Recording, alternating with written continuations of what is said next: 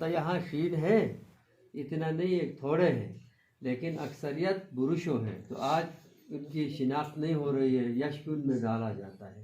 ہم قوم بروشو ہے، اور ہنزا سنٹر اور نگر میں اکثریت، تو بروشس کی زبان ہماری زبان ہے۔ ہماری زبان میں تیر کو ہنز کہتے ہیں، تو ہنز سے ہنزا ہوا ہے، تو اس نے تیر چلایا، ہوا نے اس کا رخ ہنزا کی طرف کرایا، تو گر کے اس کو ہنزا ملا، مغلوٹ کو نگر ملا۔ تو ان دونوں نے اپنی ریاستیں قائم کر کے، کیونکہ ان کی ضد انا آپس میں تھی، تو یہ ہمارے دشمنی کی ابتدا وہاں سے ہوئی۔ ایک دوسرے کے اوپر اپنے ایک دوسرے کو نیچے دکھانے کے لیے وہ حملے بھی کرتے تھے، اور اس کی مین وجہ جہاں تک میرا ریسرچ ہے کہ غربت بھی تھی۔ یہ آج کا یہ دور نہیں تھا کہ کراکرم ہائی وے یہاں کھل گیا، پھر ہر چیز کی فراوانی ہوئی، دنیا سے ہم کنیکٹ ہوئے۔ اس زمانے میں آئسولیٹڈ تھا، یہاں سے نہ باہر کوئی جا سکتا تھا، نہ باہر سے کوئی اندر آ سکتا تھا، نہ کوئی چیز آسانی سے ملتی تھی، نہ نوکری نہ مزدوری، کچھ بھی نہیں تھا۔ تو لوگ اپنا جو بھی تھا وہ اپنے ہی زمین سے برابر کرتے تھے، کہ سال بھر گزارا والا سسٹم پہ وہ چلتے تھے۔ جتنا کچھ وہ اپنے ایگریکلچر سے کماتے تھے، تو اس سے وہ اسی سے سال نکالتے تھے۔ تو مین وجہ ہنزا اور نگر کا جھگڑا بھی یہی تھا کہ ایک تو ان کی ضد تھی بھائیوں کی، دوسرا آپس میں ایک دوسرے سے چھین کے کھانا دلیری اور فخر سمجھتے تھے۔ آج بھی محاورتاً ہم غین گوٹو کہتے ہیں، چوری کرنا، سینے کے اوپر ہاتھ رکھ کے غین گوٹو، یعنی فخر سمجھتا تھا، فخریہ۔ تو وہ ایک دوسرے پہ حملے کرتے تھے، جب ان کو موقع ملتا تھا ہنزا پہ حملہ ہوتا تھا، وہاں سے لوٹ مار کر کے لاتے تھے، ان کو موقع ملا تو ان کے اوپر حملہ ہوتا تھا۔ یہ ایک سلسلہ جاری تھا ان دونوں کی۔ تو بیچ میں پھر وقت تبدیل ہوا، یہ 1891 میں جب انگریز اس علاقے میں مطلب اپنے زیر لانے کے لیے، کیونکہ یہ اس کے اوپر پھر بات وہی ہے کہ بہت لمبا ہم جائیں گے۔ یہ جو ہمارا علاقہ ہے یہ سونے کی چڑیا ہے، ٹھیک۔ بدقسمتی سے ہم پاکستان میں ہیں، تو نہ پاکستان اس سے کوئی فائدہ لے رہا ہے، نہ ہمیں کوئی فائدہ دے رہا ہے۔ ہمارا ایک ایک پتھر، ابھی آپ کو پتہ ہے یہ جو گرین گرنائٹ ہمیں کیا معلوم، غمودن کہتے تھے، اب اتنا مہنگا یہ بک رہا ہے۔ لیپرائٹ جیٹ آپ خود معلوم ہے، اوپر جیٹ، ہم پہلے یہ ریور سائڈ سے ریور جیٹ کو لا کے اپنے گٹر میں ڈالتے تھے، کیونکہ یہ گول گول ہوتے ہیں، گٹر کے لیے بڑا اچھا ہوتا ہے۔ اب آپ کو معلوم ہے 50,000 40,000 لاکھ روپے دے کے ہم سے خریدا جاتا ہے، یہ ہمیں معلوم نہیں تھا۔ لیکن گورا جو ہے، انگریز جو ہے، وہ 100 سال پیچھے کے لیے سوچتا ہے، ان کو معلوم تھا اس علاقے کی اہمیت کیا ہے، یہ گیٹ وے ہوگا سنٹرل ایشیا کا، چائنا کا، تو آنے والے وقتوں کے لیے وہ کوشش تھے کہ اس علاقے کو اپنا تسلط میں لانے کے لیے۔ تو بہرحال آج بھی انگریز ہو یا امریکہ ہو، وہ یہی کرتا ہے کہ اندر کوئی بہانہ ڈھونڈتا ہے۔ تو ہمارے اندر راجوں کے اندر جب لکھی تھی، ہنزا نگر کے بھی تھی، خود نگر کے اندر بھی اس وقت کا جو راجہ تھا ظفر خان، نگر کا مشہور راجہ گزرا ہے، جس کی دور میں منپن آباد ہوا ہے۔ منپن جو ہے بہت پرانی آبادی نہیں ہے، یہ کوئی 200-250 سال پرانی ہے۔ کلائمیٹ چینج کہیں تو آپ یہ بہت بڑا مثال آپ دے سکتے ہیں، یہاں گلیشیر تھا، منپن پورا میں گلیشیر تھا۔ پسن سے 7 لوگوں کو حکم ہوا بذریعہ راجہ نگر تھم نے، ظفر خان نے، کہ منپن کی مطلب یہاں جب گلیشیر پگھل کے پیچھے چلا گیا تو وہ اس کو آباد کرنے کے لیے 7 بندے منپن آئے۔ منپن بھی اسی لیے کہتے کہ مینا پن، مینا ہم خواتین جو گری کو کوٹ کے خوبانی کے تیل نکالنے کے لیے پھر وہ اپنے ہاتھوں سے دباتے پن کرتے ہیں، تو پھر آگے تیل نکلتا ہے۔ مینا پن یعنی تغائی، ماٹی، اسے منپن، یہ منپن جو ہے وہ دلدل ہو گیا، اس کا پن ہو گیا، اس لیے منپن کہتے ہیں اس کو سر۔ تو ایک بات نگر کی اچھی ہے کہ یہاں کی اوریجنل نام آج بھی ہے، کوشش کر رہے ہیں کہ لوگ تبدیل کرنے کے لیے، ہنزا میں کر کے وہ پچھتا رہے ہیں۔ باقی چیزیں پھر فوٹ شوٹ کی شکل میں ہمارے پاس نہیں ہے، نام ہمارے پاس اوریجنل ہے، پسن، منپن، میچر، فکر، ڈڈیمل، شایا رسکردہ سمیر، یہ سارے اوریجنل پرانے نام اس کی وجہ تسمیہ ہے، اس کا اپنا ایک بیک گراؤنڈ ہے۔ اگر آپ کے سامنے میں نے بولا منپن کا یہ وجہ ہے کہ یہاں گلیشر تھا، یہ پگھل کے جب ختم ہو گیا تو یہ دلدل رہ گیا، تو اس وجہ سے اس کا نام منپن رہ گیا۔ تو ظفر خان بوڑھے ہو گئے تھے، اس کا ایک بیٹا تھا عذر خان، اس نے ان کو سائڈ کیا، مطلب نظر انداز کر کے خود راجہ بن گیا نگر کا۔ تو اب بوڑھا راجہ اتنے اس طاقت میں نہیں تھا کہ اپنے بیٹے کے ساتھ مقابلہ کرتا، وہ چپ ہو گئے۔ لیکن پھر جو عذر خان کے جو حواری تھے، انہوں نے عذر خان کو بولا کہ اپنے باپ کو تو اپنے سائڈ پہ کیا ہے، لیکن کیا پتہ کل آپ کے بھائی جو ہے ان سے آپ کے لیے خطرہ ہے۔ انہوں نے اس کو مشورہ دیا تو اس نے ایک ایک کر کے اپنے بھائیوں کو قتل کروایا۔ 2 بھائی ان کے ادھر غلمت فورٹ میں تھے۔ اب فورٹ کا قصہ میں بعد میں سناؤں گا۔ نگر کے 4-5 قلعے تھے جو مشہور، بہت ہی پرانے، چھپروٹ فورٹ، نیلت میں جو نیل بیٹل جو جنگ ہوا ہے، غلمت فورٹ، پسن کا قلعہ، پھر نگر خاص میں قلعہ، اور شاہ کھن، ابھی سورے آثار ہے ہوپر میں شاہ کھن کہتے ہیں، شکمٹنگ ہمارے جو چھوٹا مالک شاہ کا گرم جو ہے وہاں پر ہے شاہ کھن، آگے کیپل ڈومس، یہ سارے ہمارے پرانے تھے، لیکن اس میں کوئی آثار ابھی کچھ بھی نہیں ہے یہاں پر۔ تو پھر وہ عذر خان نے ان کا مشورہ مطلب مان کر، غلمت فورٹ میں 2 بھائی تھے، دنگ ملک اور قریتھم اس کے چھوٹے بھائی تھے، ان کو کسی سازش کے تحت وہاں سے نکال کر راستے میں یہاں جو ہمارا یلبئی ہم کہتے ہیں اس علاقے میں ایک کو مارا۔ دوسرا غلمت فورٹ میں آج بھی اگر آپ جائیں رویل ہیریٹیج میں اندر ایک سرداب ہے گھر کے اندر، نیچے دریائے ہنزہ تک اس کا راستہ ہے، ابھی تو شاید بند ہوا ہوگا۔ تو باہر سے فورٹ پہ حملہ ہوتا تھا تو وہ ڈیفنس کے لیے اگر مشکل ہو تو وہاں سے چھپ کے نکلتا تھا۔ تو قریتھم جو دنگ ملک تھا وہ وہاں سے نکل کے تھول تک گیا تھا، پیچھے کر کے وہاں اس کو مارا گیا ہے۔ یہ اس طرح اندر یہ حالات تھی۔ تو اسکندر سب سے چھوٹا بھائی تھا اس کا، کیونکہ ہمارے جو راجے تھے ہنزہ اور نگر میں اپنے بچے جو ہی پیدا ہوتے تھے تو وہ وشم دیتے تھے، مطلب لوگ ان کو اڈپٹ کرتے تھے، اردو میں کیا کہتے دائی۔ اس کا یہ فلسفہ تھا کہ راجے خود اپنے رشتہ دار یہاں ہوتے نہیں تھے، وہ وشم بنا کے اپنے روٹس مطلب مضبوط کرتے تھے مختلف قبائل میں۔ تو اسکندر خان کو شین والوں نے وشم لیا تھا، جو وزیر سلطان علی بعد میں وزیر بنا ہے، وزیر سرور کا باپ، جس نے یہ حالات دیکھ کے اس بچہ چھوٹا تھا اسکندر خان کو چھپا کے چھپروٹ کے پیچھے نلتر پاس کرا کے گلگت لے گیا ہے اور انگریزوں سے مدد مانگی ہے۔ تو انگریز کو موقع تو مل گیا، انگریز اس چالاکی میں تھے کہ کس موقع کے تحت آئیں گے۔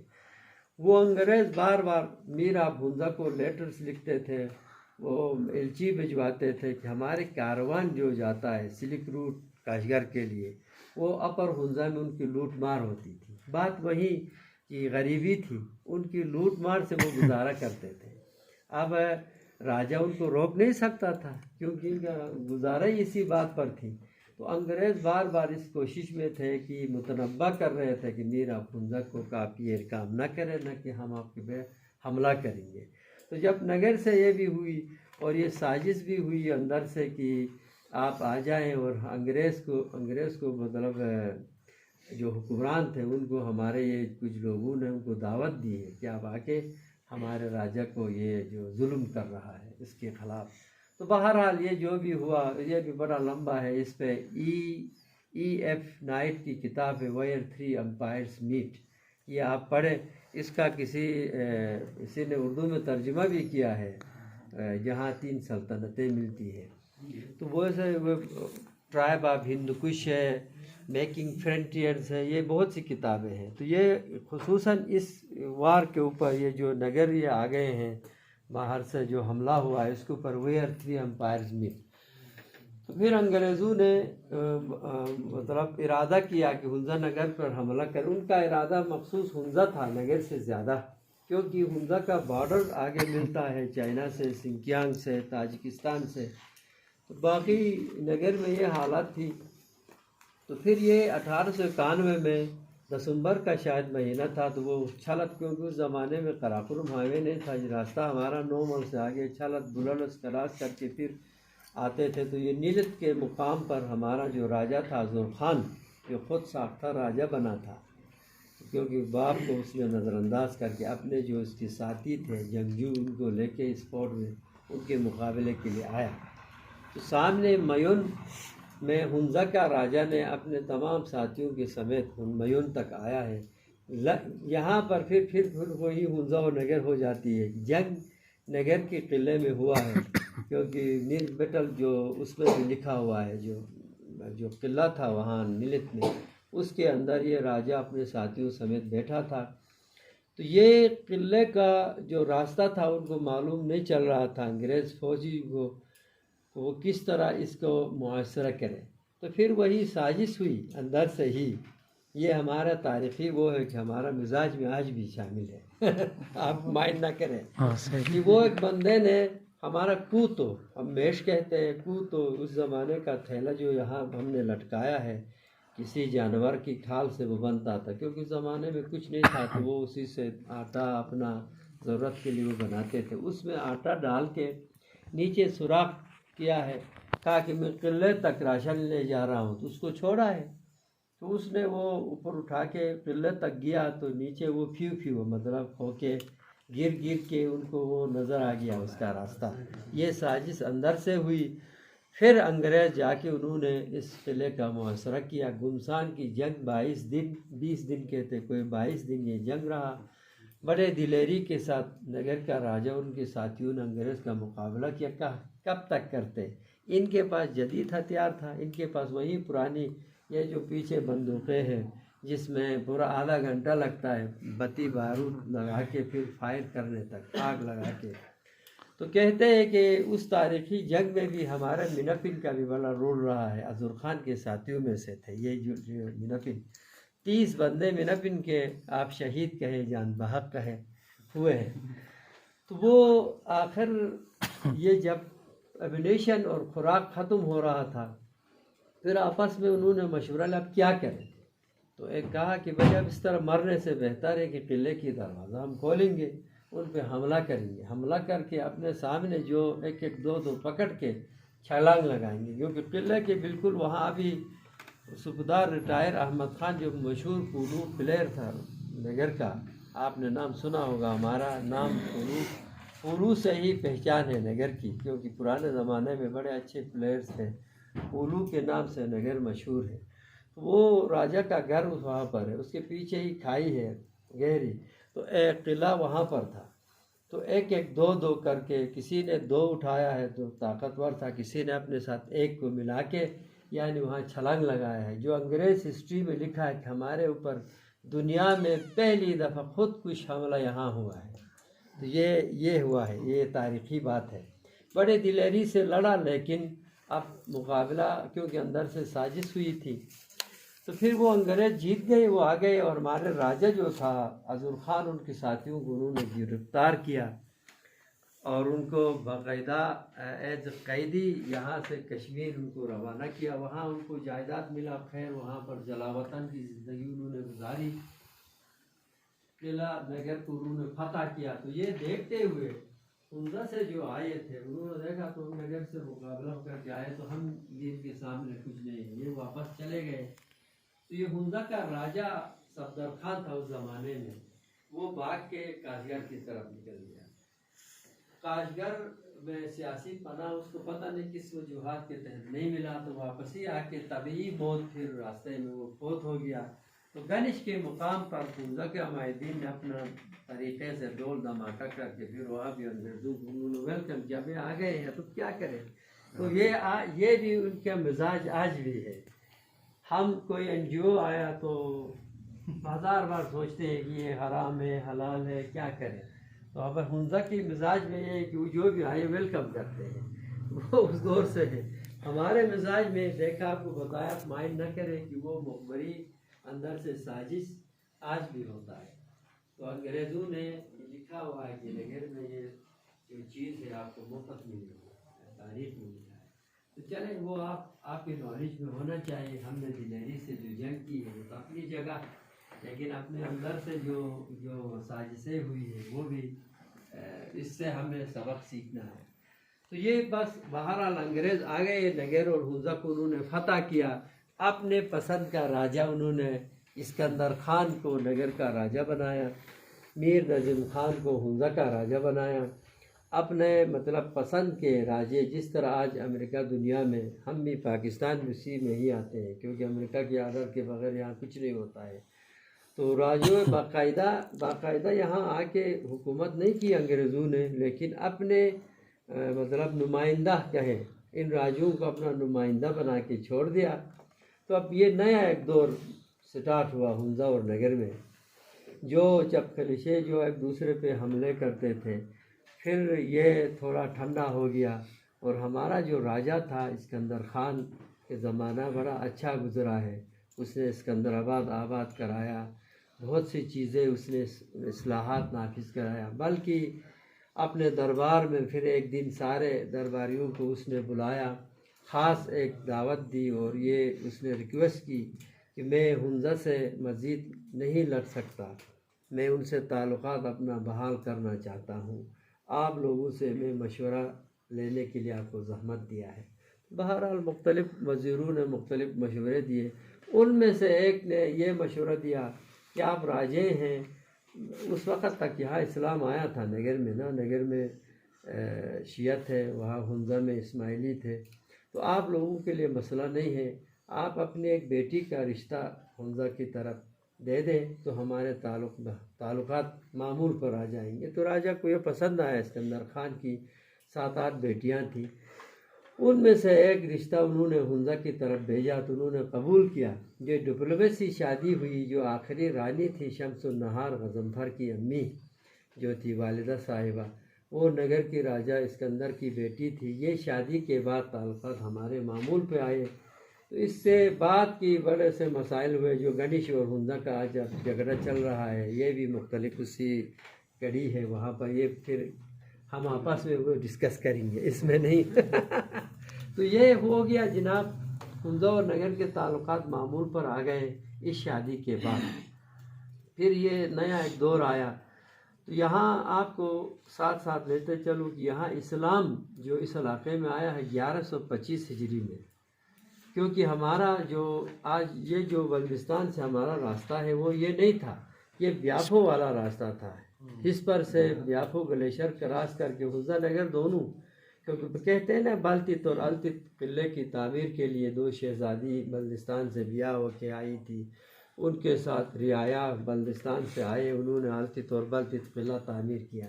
تو یہی راستے سے آئے تھے، کیونکہ ہمارا نگر اور ہسپر اور اسکولی، وہاں پر آخری گاؤں اسکولی ہے، جو شگر آج کل آپ گائیڈ لوگ اگر کہیں گئے ہیں تو شگر سے آگے پھر جیپ میں اسکولی جاتے ہیں، اسکولی سے آگے پھر پیادل سفر ہے، گاڑی کا راستہ نہیں ہے. تو اسکولی اور ہمارے رشتے بھی ہیں. تو شگر کے موجودہ جو راجے ہیں، جہاں پر ابھی سرینا ہوٹل بنا ہے، شگر فورٹ، راجہ اعظم خان وزیر تعلیم بھی رہا تھا، وہ بیسیکلی نگر کا بلڈ ہے. اگر ہمارے راجے جو ہیں نگر کے، ان کی رشتہ دار ہیں. ہمارے آپس کے اندر بھی کہتے ہیں کہ ہمارے بلتی اور نگروں کا بڑا رشتے ہوئے ہیں، ہمارا تعلق داری رہی ہے، کیونکہ یہ راستہ ہونے کی وجہ سے. جو مبلغین اسلام آئے ہیں، اسلام بلوچستان میں پہلے آیا تھا، حنظہ نگر میں نہیں آیا تھا. 1125 ہجری کہے تو کب ہوتا ہے سر؟ یہ مطلب ہم کہہ رہے ہیں کہ 1400 سال پہلے ناصر خسرو کی بات کرتے ہیں نا، یہ جو اسماعیلیت کی بات کرتے ہیں، تو اس سے پہلے ادھر ہے. تو مطلب یہ 1400 سال نہیں، یہ کوئی تقریباً 900 سال ناصر خسرو کو کہتے ہیں. 900 نا، تو اس کا مطلب 1000 سال آپ کے ہوں گے، اس طرح کچھ فرق ہے. تو یہ مطلب 1125 ہجری میں یہ بزرگان دین تبلیغ کے تحت بڑی محنت کر کے ہندوستان، ایرانی تھے، ہندوستان سے کشمیر، بذر لداخ، کرگل، بلوچستان، پھر بلوچستان سے یہ بیافو کراس کر کے نگر انٹر ہوئے. اور نگر کے جو راجے تھے یا حنظہ کے راجے اسلام سے آشنا تھے، کیونکہ ان کا تعلق رہا تھا بلوچستان سے. لیکن عام رعایا یہاں جو تھا وہ کیا تھا؟ آپ کو معلوم ہے اسلام سے پہلے یہاں کون سی مذہب تھی؟ نہیں ہندوازم نہیں تھی، بدھ مت بھی نہیں تھے ہمارے یہاں۔ اس علاقے میں بدھ مت نے حکومت کی ہے، تبت سے اس علاقے پہ حملہ ہوا ہے۔ اس سے پہلے ہم نگر ہنزا کی بات کریں تو پورا بروشال تھا، بروشوں کی حکومت رہی ہے بہت ہزاروں سال پہلے۔ پھر بروشوں کو شکست ملا ہے تبتیوں کے ہاتھ۔ تبتیوں نے ہمارا اس وقت جو ہم بروشال کا جو کیپٹل تھا وہ یاسین تھا، گلگت نہیں تھا۔ یاسین کو تبتیوں نے ختم کر کے گلگت کو اپنا کیپٹل بنایا۔ شیری بھدت ان کا پہلا حکمران رہا ہے۔ ایز ہمارے اوپر حکومت کی ہے، آئے ہیں چلے گئے ہیں۔ نہ یہاں بدھ مت تھا نہ ہندوازم تھی، ہمارے یہاں شامنزم تھی، شامنزم تھی، جو آج بھی ہمارے آثار ہمارے کلچر میں آیا ہے۔ تو ہمارا جو رسم و روایات میں ہم جونیپر گل کو اردو میں کیا کہتے ہیں سر؟ جونیپر کو سنوبر کی شاخیں لا کے گھر میں دھوانی دیتے ہیں، ٹھیک، مویشی خانے میں بھی، نیا گھر میں بھی۔ یہ سارا شامنزم کی آثار ہے۔ ہوئی ہم بچپن میں گھر گھر جا کے ہوئی شاپ بھی مطلب ابھی ختم ہوا ہے وہ کرتے تھے، یہ شامن کے وہ آثار ہے۔ سجو ہمارا کہتے یہ سجو ہے پاک، یہ شامنزم میں تھا۔ یعنی شامنزم کی بڑے اچھے چیزیں تھی کہ آپ نے یہ جو پاسچر ہے میڈوز ہیں ان کو نجس نہیں رکھتے تھے۔ انسان نجس ہے، انسان کے جانے سے وہ مطلب پریاں جو ہے ناراض ہو جائیں گی، ناپاک ہوتے ہیں، مطلب اس سے آفت طوفان آئے گا۔ آج بھی 7 چشموں کی پانی لا کے گٹر کہیں چکنگ میں رکھتے تو بارش آتی ہے۔ کنسپٹ ہے کہ نہیں؟ یہ شامنزم کا ہے۔ تو شامنزم میں اس زمانے میں نگر کیپٹل رہا ہے شامنزم کا، ہنزا نگر میں، کیونکہ یہاں راکا پوشی ہے۔ راکا پوشی تو ایک پہاڑ ہے، جس طرح وقار صاحب نے کہا پتہ نہیں کتنے لاکھ پرانا ایک پہاڑ ہے، لیکن شامنزم کا یہ مرکز رہا ہے۔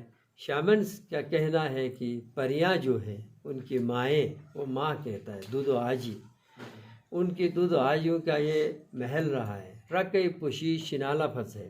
ادھر روک کے پھر آپ کو یہ بتاؤں کہ یہاں بروشوں کا زبان بروشس کی ہے، جو شنا قبائل ہے، شین ہے، ان کی شنا زبان ہے۔ ہمارا مذہبی جو زبان تھا وہ شنا تھا، کیونکہ شامن آج بھی آپ کو معلوم ہے بٹن ہم کہتے ہیں، دیل لا کے اس کو پریکٹس کراتے ہیں۔ وہ گر بروش زبان کا ہے، لیکن وہ جب اس کیفیت میں آتا ہے تو شنا میں گیت گاتا ہے۔ رکئی پوشی محل کا گنبد، آج لوگوں کو پتہ نہیں، بہت سے لوگ اکثر انگریز نے راکا پوشی رکھا ہے کہتے ہیں۔ رکئی پوشی سے بگڑ کے راکا پوشی ہوا ہے، یعنی محل کا گنبد، محل پریوں کا۔ تو وہ آج ہنزا میں اگر دیل پریکٹس کرتا ہو، نگر میں ہو، اس کی طرف دیکھتے ہوئے پھر گیت گاتا ہے۔ راکا پوشی ان کا مرکز رہا ہے اسلام سے پہلے۔ تو یہاں لوگوں کو بالکل الاؤ نہیں تھا کہ لوگ یہاں جائیں اور پولوشن کریں، یعنی انسان کے ہاتھ سے نجس۔ آج بھی آپ نے سنا ہوگا کچیلی کا جو پھری ہے، لیک ہے، ہمیں یہ گھروں سے ایڈوائس ملتا تھا کہ اس میں آپ ہاتھ ٹچ نہیں کریں، بارش ہوگی، ہمیں ڈراتے تھے۔ آج بھی لوگ اس کو فالو کرتے ہیں، کیونکہ سوجو ہے، اس میں ہاتھ لگائیں گے، اس میں مطلب غسل کریں گے تو بارش ہوگی، آفت آئے گا، طوفان آئے گا۔ تو یہ وہی کنسپٹ ہے۔ تو شامنزم، چلو وہ اسلام آیا، دربار نگر اس وقت شاہ کمال کی حکومت تھی، انہوں نے تبلیغ کی تو شاہ کمال نے اسلام قبول کیا نگر میں۔ پھر جب راجہ نے اسلام قبول کیا تو تمام ریاست کا مذہب وہ اسلام آیا۔ تو یہاں پر پھر وہ نگر کے بعد وہ ہنزا گئے، ہنزا میں بھی انہوں نے دربار ہے ہنزا میں، کیونکہ ہنزا اور نگر میں شروع میں جو اسلام آیا ہے وہ شرعی آیا ہے، شیعت ہے، شیعہ اسلام آیا ہے یہاں پر۔ یہاں سے لے جا کے چترال تک انہوں نے تبلیغ کی ہے، پورے اس پٹی میں۔ یہ 3 بھائی جو ایک غلمت میں مدفن ہے، شاہ ولی دنیور میں، ایک چترال میں ہے، بابا قندی والا اور وہ الگ ہے۔ تو یہ کر کے پھر ہمارا تھوڑا اختلاف ہوتا ہے ہنزا کے ساتھ۔ ہم نگر والے آج بھی ہنزا اسماعیلی نہیں مغلی کہتے ہیں، آپ نے سنا ہوگا ہمارے گھروں میں مغلی، تاج مغل ایک مطلب اسماعیلی مبلغ بدخشان سے باقاعدہ حملہ آور ہوا ہے افغانستان کے راستے چترال کے تھرو یہاں تک، سمیر میں مغل ترنگ آج بھی کہتے ہیں، مغل ترنگ وہ پر ایک جگہ ہے، وہ کافی لوگوں کو پتہ نہیں کیوں کہتے تو پتہ نہیں، مغل ترنگ نام ہے کہتے ہیں۔ تو وہ اس وقت لوگ مغل کے جو حملہ تھا اس سے چھپنے کے لیے لوگوں نے وہ غار تھے سر، اس غاروں میں چھپ گئے ہیں، مغل ترنگ کہتے ہیں۔ مغل شکاری جٹیال نالہ میں اس نے ایک بہت بڑا مینار بنایا ہے، آج بھی ہے۔ تاج مغل نے حملہ کر کے اس علاقے میں کنورٹ کر کے اسماعیلی بنایا، تو یہ پھر اس دور کے بعد ہنزا اور ہنزا میں اسماعیلی ہو گئے ہیں سر۔ تو کچھ بچا کچا رہ گئے، جس طرح گنش میں آگے پیچھے آج بھی ہے۔ تو یہ ہنزا اور نگر والے اپنے اسی پرانے اس میں رہ گئے، تو یہ ڈفرینس ہو گیا۔ تو آج ہنزا میں تو یہ تاج مغل کی وجہ سے وہاں اسماعیلی آئی، یہ اللہ کا کرنا تھا، مطلب جو بھی ہے بڑا اچھا ہے، کیونکہ اگر ایک ہی ویلی میں سارے ہوتے تو آج ہم غاروں میں ہی ہوتے۔ تو یہ مطلب کیوں ہنزا میں اسماعیلی ہونے کی وجہ سے پرنس کریم آغا خان نے یہاں کام کیا، آغا خان نیٹ ورک نے کام کیا، تو جس سے ہمیں بھی فائدے ملے نا، یہ تو ہم سب ایکسیپٹ کرتے ہیں، ورنہ تو ہم اسی طرح ہی تھے۔ ہمارے پاس چھوٹے چھوٹے ذاکرین تھے، مولوی تھے، چھوٹے اخون ان کی آواز وہ ہمیں پکڑ کے رکھتے تھے، سکول حرام، یہ حرام، وہ حلال کر کے، مطلب چھوڑتے نہیں تھے۔ تو یہ اس طرح کی تاریخی واقعات ہے۔ تو وہ بات ہوئی نگر کا، جو اس سے شادی ہوئی ڈپلومیسی، اس کے بعد ہنزا نگر کے تعلقات بحال ہوئے۔ تو بعد 68 میں یہ سسٹم جب 1947 میں گلگت بلتستان پاکستان بن گیا، تو یہ اس وقت ہنزا اور نگر کے راجا نے قائد اعظم کے پاس جا کے ہنزا اور نگر کے ریاست کو الحاق کیا حکومت پاکستان کے ساتھ، کیونکہ یہ راجوں نے، ان کا بڑا عمل دخل تھا آزادی گلگت بلتستان جو ہمارا آزاد ہم نے، ڈوگرا اس وقت گلگت میں تھا، گھنسار سنگھ آخری ان کا جو گورنر تھا گلگت میں، آپ کو معلوم ہے تحریک چلی گلگت بلتستان میں، ان میں اکثریت نگر کے تھے۔ بابر خان کہتے ہیں کہ بابر خان ایک صوبیدار مینیجر تھا، تو وہ کس طرح اس نے یہ آزادی حاصل کی، مطلب لیڈر بن گئے، لیڈ کیا۔ وہ صوبیدار مینیجر کی بات نہیں تھی، وہ راجا کا بیٹا تھا، تو یہاں جو عام لوگ تھے وہ راجوں کا رسپیکٹ کرتے تھے۔ تو اس وجہ سے ان کا جو انقلاب یہاں آیا ڈوگرا کے خلاف، تو ان کی سرپرستی میں ہوئی۔ تو یہ بات بھی یہاں پر ہے۔ تو پھر جب یہ آزادی پورا برصغیر پاکستان میں، برصغیر ہند میں مسلمانوں نے دو قومی نظریے کے تحت جد و جہد ضرور کی، لیکن تکمیل پاکستان کی جنگ گلگت بلتستان والوں نے لڑی۔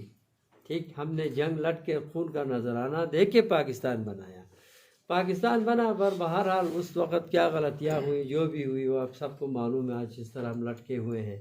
تو ہمارے دونوں راجوں نے، میر جمال خان اور میر شوکت علی خان، یہاں شوکت علی خان تھا وہاں جمال خان تھا، دونوں نے جا کے قائد اعظم سے معاہدہ کیا باقاعدہ، یہ پرانے اسٹیٹ تھے، تو انہوں نے الحاق کیا، تو اس میں وہ، اور ان کو پاکستان چلانے کے لیے مدد کے تحت ہمارے راجے نے بھی گولڈ کی شکل میں کہتے ہیں کہ 2 کلو 3 کلو سونا دیا تھا، اور یہ معاہدہ ہوا باقاعدہ پاکستان کے ساتھ ہم الحاق کرتے ہیں، لیکن حکومت پاکستان ہمارے ریاستوں میں دخل اندازی نہیں کرے گی۔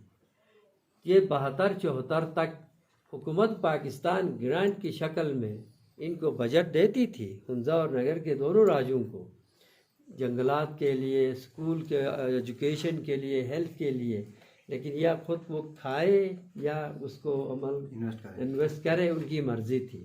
یہاں باقاعدہ پولیس فوجی کچھ نہیں تھا، راجے اپنا سسٹم چلاتے تھے، ان کے اپنے ترنگپا، وزیر، چربو وغیرہ ایک سسٹم تھا، اسی سے وہ چلاتے تھے۔ لوگ جو تھے ان کے مالکانہ حقوق ان کے پاس نہیں تھا، راجہ اتنا انڈیپینڈنٹ تھا کہ اس کی زمین اٹھا کے اس کو دے دے، اس کو جلا وطن کرے، اس کی بیوی اٹھا کے اپنے پاس رکھے، اتنا بااختیار تھا۔ یعنی